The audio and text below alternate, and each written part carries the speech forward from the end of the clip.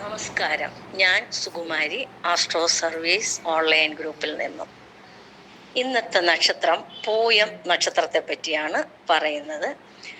പൂയം നാളിന് കാലുണ്ടെന്നൊരു അഭിപ്രായമുണ്ട്. അതായത് പൂയം നാളിൻ്റെ ഓരോ കാലെന്ന് പറഞ്ഞാൽ നാലിലൊന്നില് ജനിക്കുന്നവർ യഥാക്രമം താൻ, മാതാവ്, പിതാവ്, അമ്മാവൻ എന്നിവർക്ക് ആപത്തുണ്ടാകുമെന്നാണ് ആചാര്യന്മാരുടെ അഭിപ്രായം. അതിനെപ്പറ്റി ഞാൻ ഇതിൻ്റെ ലാസ്റ്റിൽ പറയാം. ഇപ്പം പൂയം നാളുകാരെ സംബന്ധിക്കുന്ന ഏറ്റവും പ്രധാനപ്പെട്ട പ്രത്യേകത അവരുടെ മനസ്സിന് ദൃഢത കുറവായിരിക്കുമെന്നതാണ്. തീരുമാനങ്ങൾ എടുക്കേണ്ടി വരുമ്പോൾ അവർ ആശങ്കാകുലരാകുന്നു. ഓരോ തീരുമാനത്തിനും അനുകൂലവും പ്രതികൂലവുമായ ചിന്തകൾ അവരുടെ മനസ്സിലേക്ക് ഇരച്ചു കയറുകയും അവരെ ധർമ്മസങ്കടത്തിലാക്കുകയും ചെയ്യും. പലപ്പോഴും എടുക്കുന്ന തീരുമാനങ്ങൾ പരാജയത്തിലേക്ക് നയിക്കുന്നവയായെന്നും വരാം. വലിയ ആലോചന കൂടാതെ ഓരോന്നിലും എടുത്തു ചാടുന്ന സ്വഭാവം കുറെയെല്ലാം ഇവർക്കുണ്ട്. പക്ഷേ ഏതു പ്രവർത്തനത്തിൽ ഏർപ്പെട്ടാലും അങ്ങേ അറ്റം ആത്മാർത്ഥതയോടുകൂടി അധ്വാനിക്കും.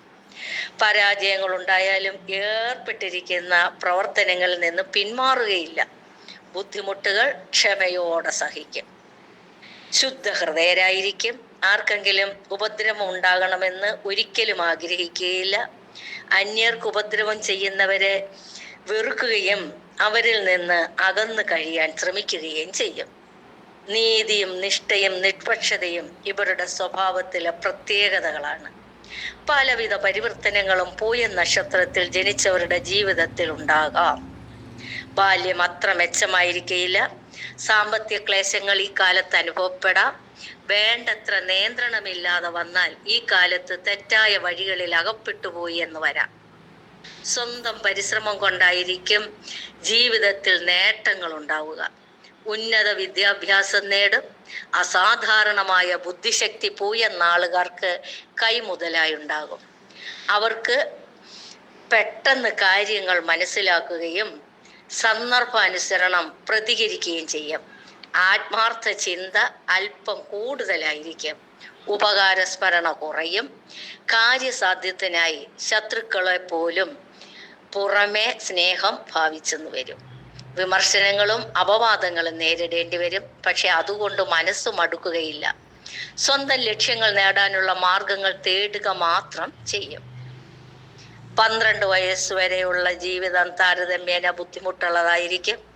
ഈ കാലത്ത് ആരോഗ്യക്കുറവ്, മനക്ലേശം, അപകടങ്ങൾ, മുറിവ്, ചതിവുകൾ തുടങ്ങിയവ ഉണ്ടാകാൻ ഇടയുണ്ട്. 12 വയസ്സിന് ശേഷം 26 വയസ്സ് വരെയുള്ള കാലം താരതമ്യേന മെച്ചമായിരിക്കും. ഈ കാലത്ത് ഉന്നത വിദ്യാഭ്യാസം ലഭിക്കാൻ സാധ്യതയുണ്ട്. ആരോഗ്യം മെച്ചമായിരിക്കും. മാതാപിതാക്കളുമായി കാലത്ത് നല്ല അടുപ്പമുണ്ടാകും. കുടുംബ അഭിവൃദ്ധിക്ക് വേണ്ടി അധ്വാനിക്കും. സ്വന്തമായി ജോലിയും വരുമാനവും ഈ കാലത്തുണ്ടാകാം. 26 വയസ്സ് മുതൽ 33 വയസ്സ് വരെയുള്ള കാലം ഗുണദോഷ മിശ്രമായിരിക്കും. സാമ്പത്തിക സ്ഥിതി മെച്ചമായിരിക്കുമെങ്കിലും പെട്ടെന്നുള്ള രോഗപീഠ, അപകടങ്ങൾ തുടങ്ങിയവ ഈ കാലത്തുണ്ടാകാവുന്നതാണ്. അടുത്ത ബന്ധത്തിലുള്ളവരുടെ വേർപാട് മൂലം മനക്ലേശമുണ്ടാകാനും സാധ്യതയുണ്ട്.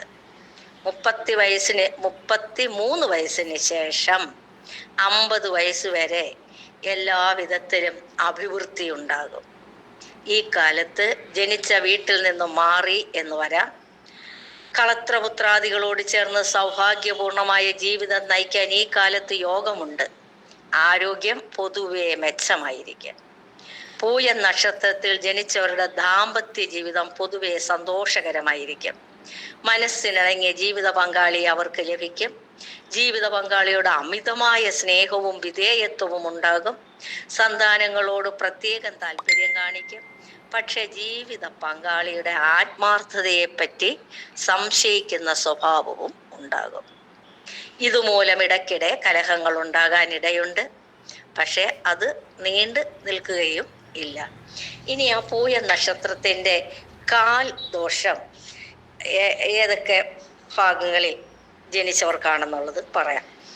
പൂയനാളിന്റെ ആദ്യത്തെ കാൽഭാഗത്ത്, അതായത് ആദ്യത്തെ 1/4, ഏകദേശം 15 നാഴികയിൽ ജനിക്കുന്നവർ തനിക്ക് തന്നെയും, രണ്ടാമത്തെ കാലിൽ ജനിക്കുന്നവർ മാതാവിനും, മൂന്നാമത്തെ കാലിൽ ജനിക്കുന്നവർ അമ്മാവനും ആപത്തുണ്ടാകുമെന്ന് സൂചിപ്പിക്കുന്നു ആചാര്യന്മാർ. അതുപോലെ തന്നെ ഈ പൂയ നക്ഷത്രക്കാർക്ക് ചില ആചാര്യന്മാരുടെ അഭിപ്രായത്തിൽ ഈ പാദദോഷം മാത്രം കൊണ്ടല്ല, മറ്റ് ചില കാര്യങ്ങളും കൂടി ഒത്തുവരണമെന്നും പറയുന്നുണ്ട്. അതായത് പൂയ നക്ഷത്രവും പ്രതിപാദം തിഥിയും കർക്കടക ലഗ്നവും ബുധനാഴ്ചയും ഒത്തുവന്നാൽ മാത്രമേ ഈ പൂയനാളിന് പറഞ്ഞിരിക്കുന്ന കാൽദോഷം അനുഭവപ്പെടാൻ ഇടയുള്ളൂ. അതുകൊണ്ട് പൂയ നക്ഷത്രത്തിൽ ജനിച്ചു അത് ദോഷമാണെന്നൊന്നും വിചാരിച്ച് വ്യാകുലപ്പെടേണ്ട കാര്യമില്ല. 3-4 കാര്യങ്ങൾ ഒത്തു വന്നാൽ മാത്രമേ ഈ കാൽദോഷം അതിൻ്റെ അനുഭവത്തിൽ എത്തുകയുള്ളൂ. നന്ദി, നമസ്കാരം.